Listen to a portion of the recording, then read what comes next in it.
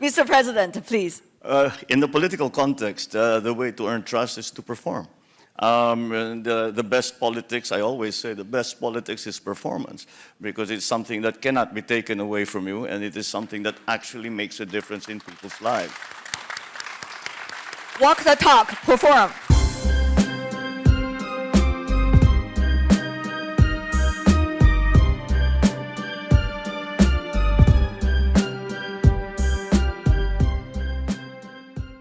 Now, the three speakers are the brilliant minds.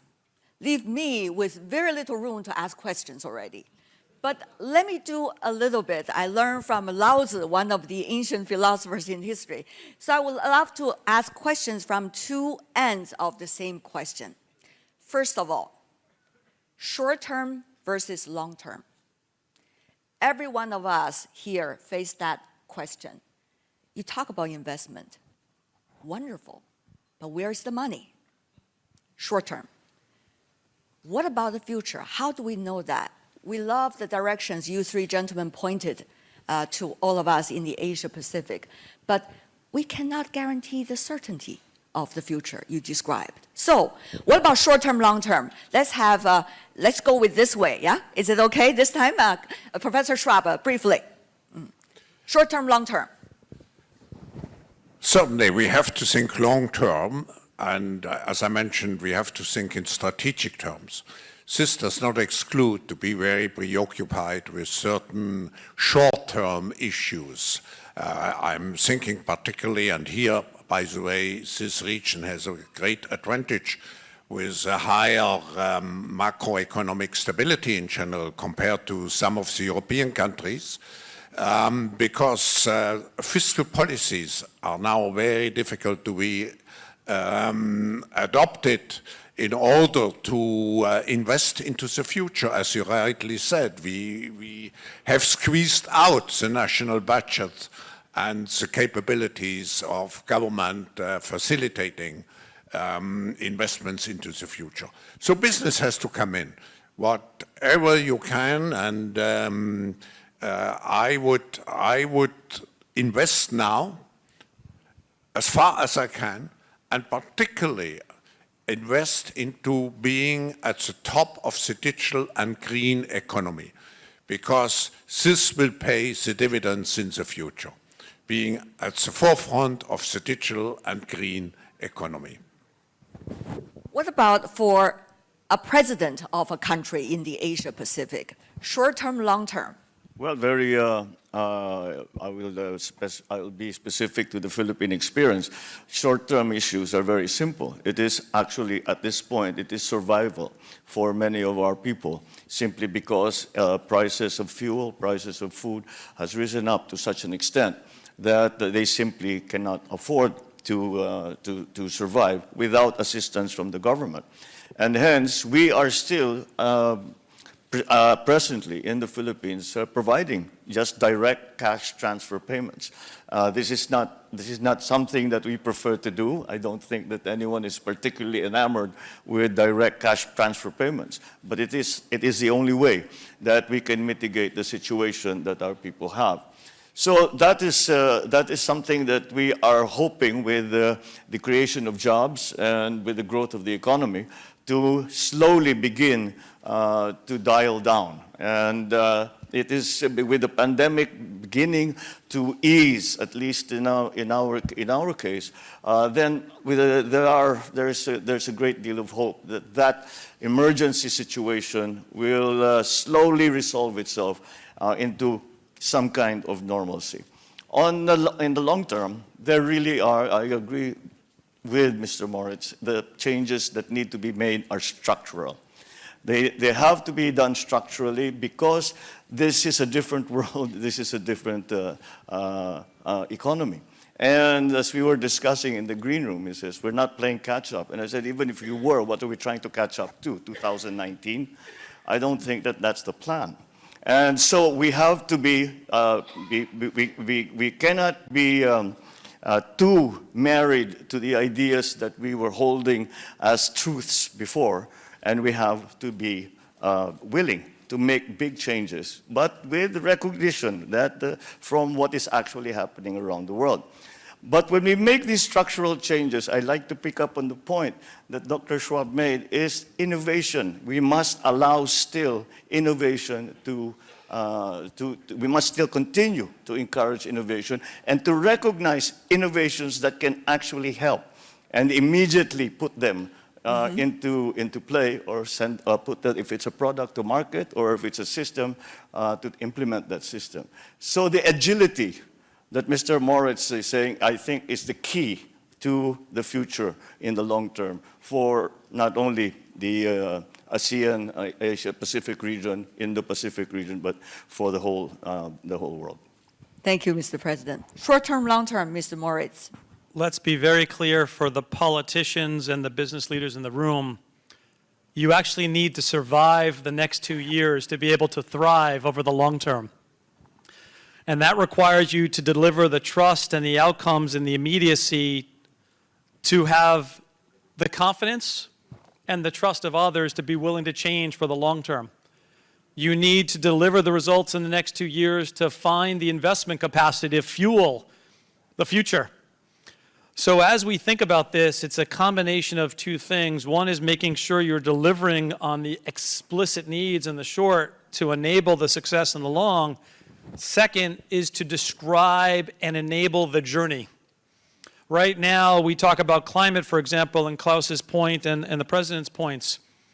It is not so black and white or binary to stop X and to move to Y. That'll be catastrophic to some economies and communities.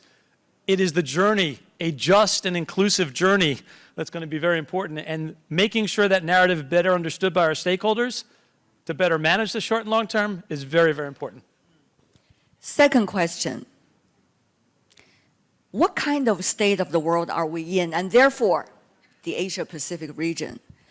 Is it being defined as, I could use in many different languages to describe the same thing or similar things, but in English it will be rivalry, competition, or cooperation, which we have seen in trade mechanisms, at least in the Asia-Pacific region for decades. Maybe we start with Mr. President on that. As I described, I think one of the great advantages that that APEC and the countries in the Indo-Pacific, Asia-Pacific region have been able to manage is that very difficult balance between cooperation and competition. And yet we seem to, for the most part, I would say we have done it.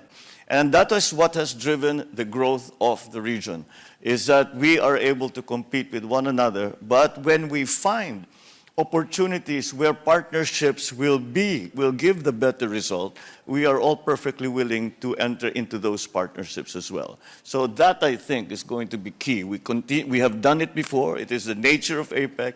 If we continue to do that and strengthen that, I think it will be to the great benefit of all countries. Thank you. Professor? I think we should not underestimate the social pressures which make governments in principle today more egoistic, because they have to serve their people first. But it's a responsibility, despite this situation, for business leaders and particularly for political leaders. And it is the helpfulness of organizations like APEC, like the World Economic Forum and so on, to remain the connectors on the global level. Because we never should forget, we are one humanity. And in the old ages, we had the village cooperations and we had national cooperation. Now we need global collaboration if we want to survive. Just look at climate change. Let me analogize to PwC. There's days where we compete fiercely with our competitors.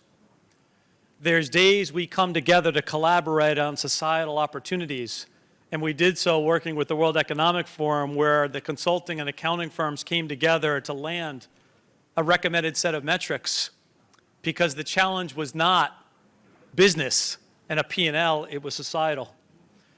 Likewise, countries and companies need to do the same. The challenges we see today, and COVID it was one small example, albeit a challenging one, climate being the next, cannot be solved with competition in mind, and it does not limit itself to geographic borders or competitive landscapes. So it has to be compete when appropriate and collaborate as much as possible, to the extent possible. And as we sit here today, we are starting to see more signs where the world is trying to take those on, coming out of the G20 meetings or some of the other meetings that have been recently announced, and that hopefully gives us some more bright spot in the world of clouds that we see in front of us. And I'm sure the fruitful results, shall I say, of the G20, particularly on the sidelines, many bilateral meetings, including between the two world's largest economies, going to bring us a lot of opportunity for cooperation as well. Last question. Oh my God, we only have 30 seconds left. Maybe we have 1 more minute for our speakers. Just very briefly, you all talk about building trust. It's not easy. Building trust or rebuilding trust. We know how difficult it is, especially over the past few years. We might not be able to see to each other in person. And we can see each other's shoes also, not just here through Zoom, right? So on that point, how that we can efficiently rebuild trust? Then I start with Mr. Moritz. Yeah. Very quickly, but we're short on time. You need to engage and listen carefully. We have 2 ears and 1 mouth, twice as much listening, maybe singular talking from our own point of view. And second, the world we have lived in the last 3 years does not help. It creates more conflict or more risk of interpretation. We need to physically, as a human species, get back together again, socially and physically.